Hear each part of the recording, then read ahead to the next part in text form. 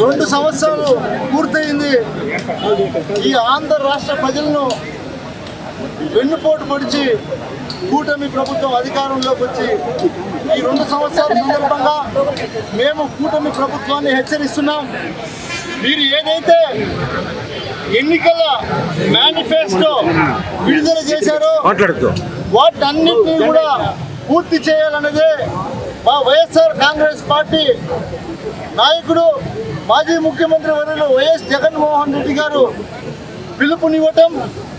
ఖచ్చితంగా ప్రతి ఎన్నికల్లో చంద్రబాబు నాయుడు గారు అనేక అబద్ధాలు చెప్పి అధికారంలోకి రావటం, అధికారంలోకి వచ్చిన తర్వాత ఏమీ చేయకపోగా నేను అన్నీ చేసేసానని మీడియా మాధ్యమాల్లో ఆయన ఇష్టానుసారం మాట్లాడటం మనం అందరూ కూడా చూస్తున్నాం.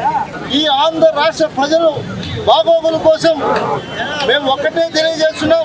ఈరోజు కూడా ఈ నిరసన కార్యక్రమం ఇంత పెద్ద ఎత్తున ఎందుకు చేస్తున్నామంటే మీరు ఇచ్చినటువంటి హామీలు మళ్ళీ గుర్తు చేస్తూ మీకు ఈ నిరసన కార్యక్రమం మొదలుపెట్టాం. చంద్రబాబు నాయుడు గారిని మేము కోరుకునేది ఒక్కటే, దాదాపు ఈ 2 సంవత్సరాల్లో మీరు ఈ ఆంధ్ర రాష్ట్ర ప్రజలకు ఉన్నటువంటి బాకీని చెల్లించాల్సిందిగా అతి తొందరలో చెల్లించాల్సిందిగా మేము కోరుకుంటున్నాం.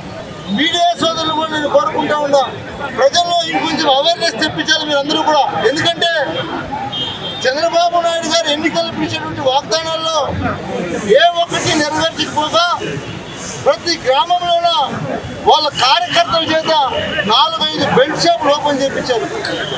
ఆ బెల్ట్ షాపుల వల్ల నిరుపేద కుటుంబాలు ఈరోజు రోడ్డున పడినటువంటి పరిస్థితి మనం చూస్తున్నాం.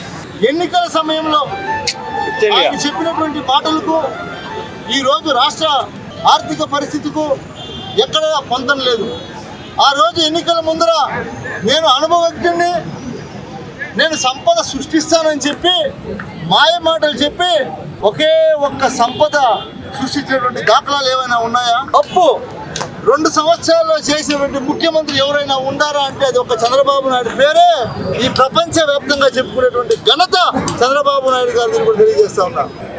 స్థానికంగా అక్కడ పోయి ఏదో ఒకటి ఊదరగొట్టి రావడం తప్ప మీరు ఏ గ్రామానికైనా సరే, మేము ఈ రాష్ట్రం మొత్తం మీకు చెప్తున్నా, మీరు ఏ గ్రామానికి రమ్మన్నా మేము వస్తాం.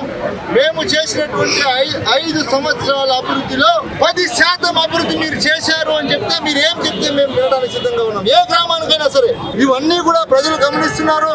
రాబోయే రోజుల్లో ఖచ్చితంగా మీకు తగినటువంటి బుద్ధి ఖచ్చితంగా కల్పిస్తారని కూడా మీకు తెలియజేస్తూ ఇక్కడ విశేషటువంటి ప్రతి ఒక్కరూ కూడా పేరున నేను ధన్యవాదాలు తెలియజేసుకుంటూ మీడియా మిత్రులందరికీ కూడా ధన్యవాదాలు తెలియజేసుకుంటూ